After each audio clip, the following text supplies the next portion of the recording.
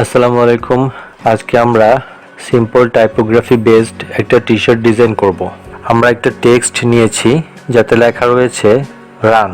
আমরা প্রথমে টেক্সটটা সিলেক্ট করে ফন্টটা চেঞ্জ করে অসওয়াল্ড বোল্ড করে দেব।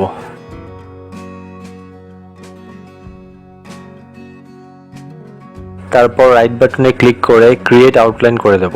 অ্যালাইনমেন্ট থেকে মাঝখানে নিয়ে আসব, একটু বড় করে দেব।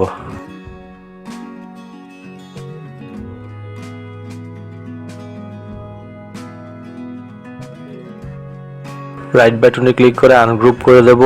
তারপর একটা রেক্টেঙ্গেল শেপ নিব, আর এর নিচের অংশে শেপটা সেট করে দেব এবং এন এর এই সাইডে শেপটা সেট করে দেব।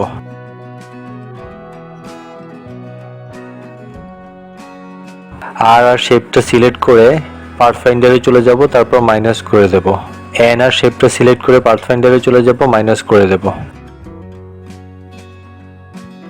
এটা আনগ্রুপ করে দেব, তারপর এভাবে ড্র্যাগ করে লম্বা করে দেব।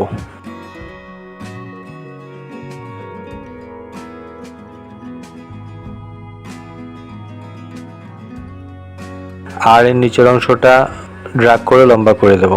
তারপর এটা আর এর সাথে মিলিয়ে দেব। এখন পুরোটা সিলেক্ট করে শেপ বিল্ডার টুল নিয়ে শিফট চেপে ধরে আর এবং নিচের অংশটা একসাথে করে দেব এবং এন এবং উপরের অংশটা একসাথে করে দেব।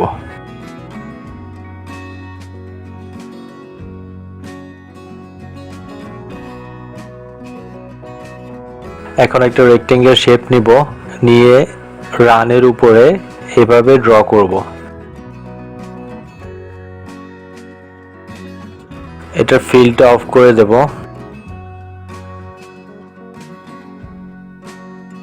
আর স্ট্রোকটা 3 করে দেব।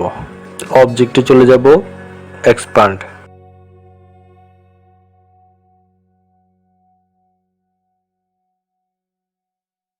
তারপর এটার কালারটা হোয়াইট করে দেব। একটু জুম করে নিলাম। এখন এন্ডটা সিলেক্ট করে ফিলটা অফ করে দিলাম,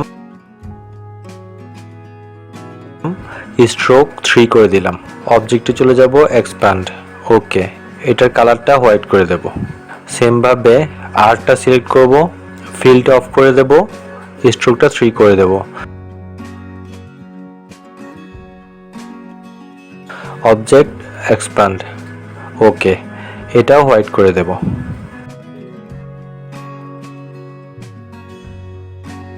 এখন পুরোটা সিলেক্ট করব, টুলবার থেকে শেপ বিল্ডার টুল নিব, তারপর অল্টার চেপে ধরে বাইরের অংশটা কেটে দেব। আর এর নিচে যে অংশটা সেটা অল্টার চেপে ধরে কেটে দেব। এন এর উপরের যে অংশটা সেটা অল্টার চেপে ধরে কেটে দেব।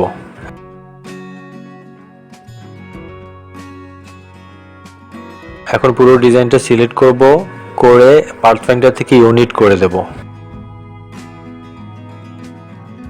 তারপর প্রপার্টিসে চলে যাব, ফিল থেকে কালারটা চেঞ্জ করে দেব।